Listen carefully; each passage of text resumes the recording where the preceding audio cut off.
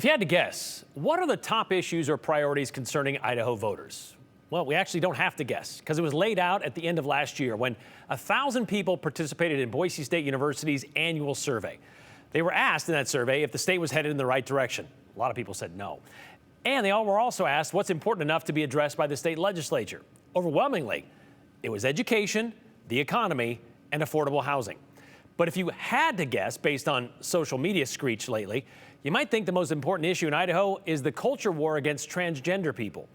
That's also the impression made by concerned conservatives. Over the last few years, lawmakers and state leaders have focused on legislating transgender athletes, gender-affirming care for minors, and even going so far as to make it clear someone's preferred pronouns don't matter. Of course, these actions aren't limited to Idaho. It's a national trend, we know, but Idaho likes to lead the charge. For example, last week, Idaho's Attorney General joined 20 other states in sending a letter to the American Academy of Pediatrics. Based on what evidence, they want to know, does the Academy recommend puberty blockers and hormones for transgender children?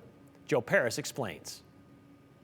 Science or politics? That is the question Idaho Attorney General Raul Labrador has for the American Academy of Pediatrics. In a letter from Labrador, the AG criticizes the AAP for abandoning sound medical judgment in its approach of treating children diagnosed with gender dysphoria, particularly in the terms of the AAP endorsement of using puberty blockers, cross-sex hormones, and surgical interventions. The letter is signed by 20 other state attorneys general, and it launches into the topic through the lens of state consumer protection laws. Labrador takes issue with the AAP's policy statement on gender-affirming care created in 2018 and reaffirmed last year.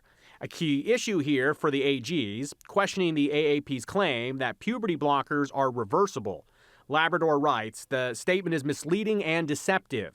He goes on to cite the Cash report from England's National Health Service, which identifies several potentially irreversible consequences of puberty blockers. A summary of that report reads, quote, the rationale for early puberty suppression remains unclear, with weak evidence regarding the impact on gender dysphoria, mental or psychosocial health.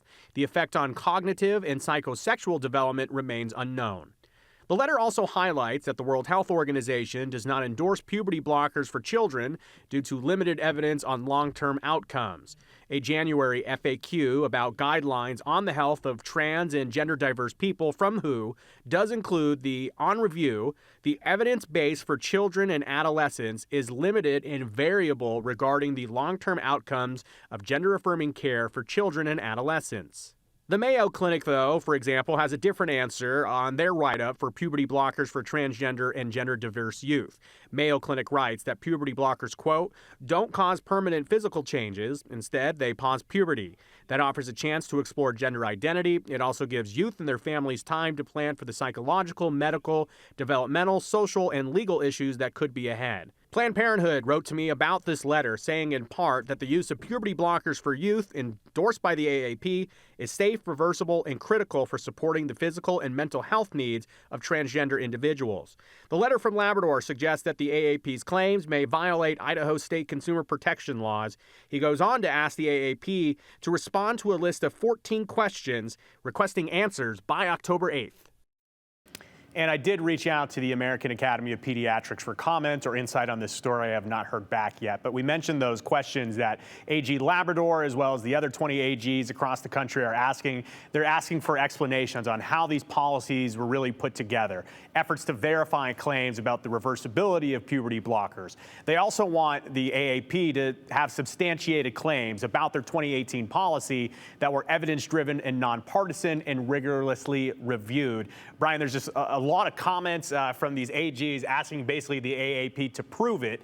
It is a complicated situation, though, because there are other medical groups that have said, to the effect of this story, that it is reversible. We had a doctor testify when this was being discussed at the State House from Pocatello, who's had experience with this, said the very same thing, that this is reversible. Based on his personal experience of treating patients, this has been reversible. And when you read research like the Cash report and other reviews and reports that are out there, you really do get the idea, Brian, that in terms of research and I guess medical journals, which to do proper research, it takes a long time to get into. There just isn't a ton of data out there. This is a cultural item that has become more popular over the last few decades. So in terms of the science and the medical issues with that, it's going to have to catch up. But it's a very interesting question. Again, though, as we highlighted, if we are talking about consumer safety in the state of Idaho, those types of treatments, puberty blockers and hormone treatments, they're not legal in the state of Idaho for minors right now anyways. So it would be interesting to see if maybe this was targeted from an Idaho perspective